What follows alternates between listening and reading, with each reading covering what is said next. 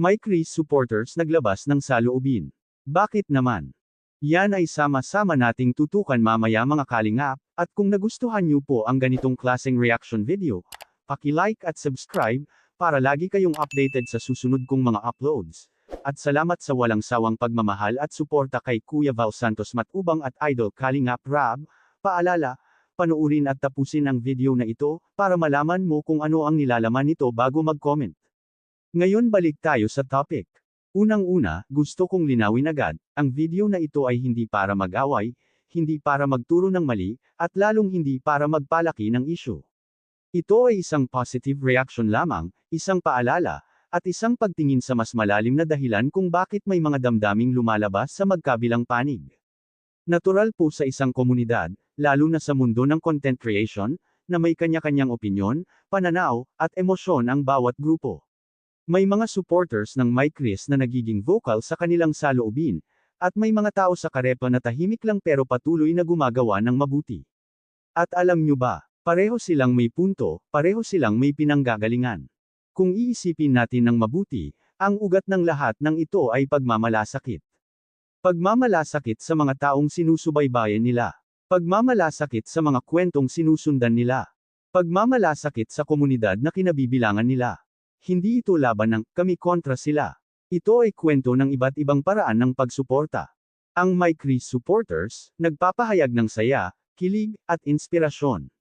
Dahil sa kanila, mas lumalakas ang reach, mas maraming naaabot, mas maraming napapangiti. Ngayon malinaw na, ang tinutukoy nating Karepa ay ang mga Kalingap reactor partners. Mahalaga yan linawin, dahil dito pa lang, makikita na natin na ang usapin ay hindi basta away o banggaan ng panig, kundi usapin ng papel at responsibilidad sa loob ng isang komunidad.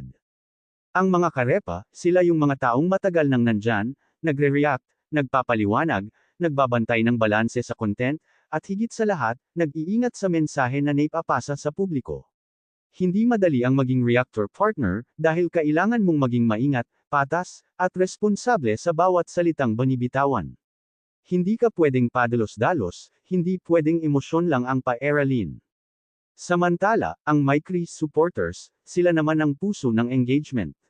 Sila yung nagdadala ng energy, saya, at suporta. Sila yung dahilan kung bakit buhay na buhay ang usapan, kung bakit may sigla ang komento, at kung bakit patuloy na sinusubaybayan ang mga kwento. Ang pagiging vocal nila ay hindi kawalan ng respeto, kadalasan, ito ay pagiging invested lamang. Kung iisipin natin, magkaiba man ang role ng KAREPA at ng May Chris supporters, iisa ang pinanggagalingan nila, ang kagustuhang makita na maayos, makabuluhan, at positibo ang takbo ng komunidad. Hindi sila magkalaban. Hindi sila magkaaway. Magkaibang posisyon lang sila sa iisang layunin.